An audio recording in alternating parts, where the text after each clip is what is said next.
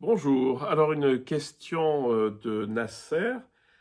Pourquoi l'ego résiste-t-il tellement à l'ouverture de la conscience?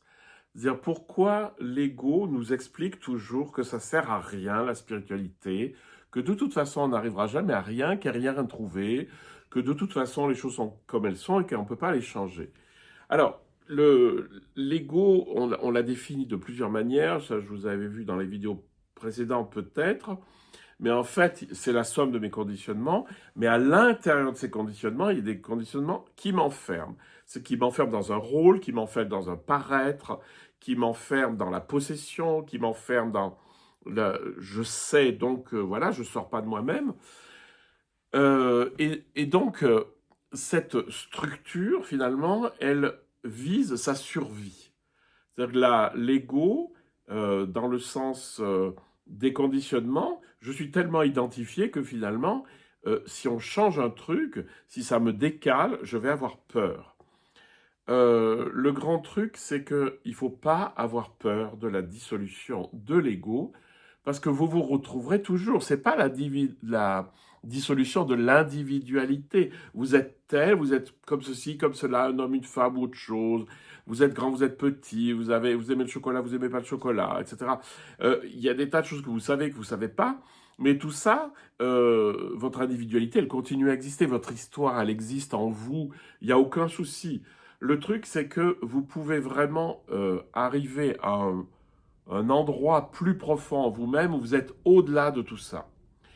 Mais ne vous inquiétez pas, lorsque vous faites l'expérience de la descente dans le fond et que vous tombez dans une conscience infinie et aimante, n'ayez pas peur de plonger, parce que de toute façon, vous allez en ressortir, et qu'en ressortant, comme je dis toujours, il faudra payer ses impôts.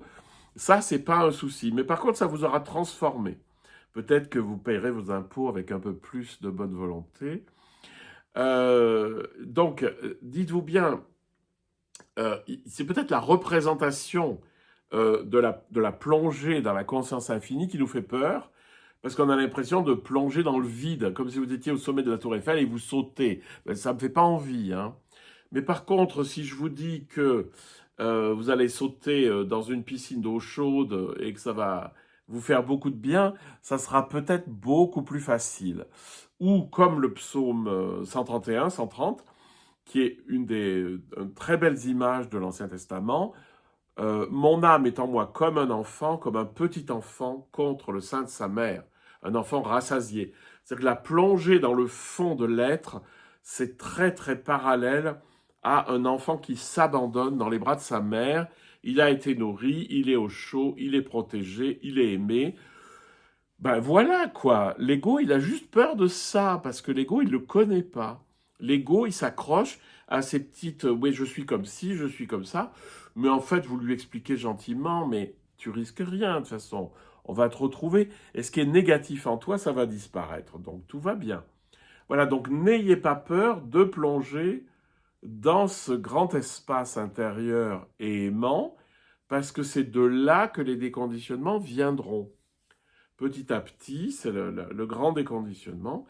Et surtout, ne croyez jamais l'ego qui vous dit « mais ça sert à rien d'aller là-bas dedans ».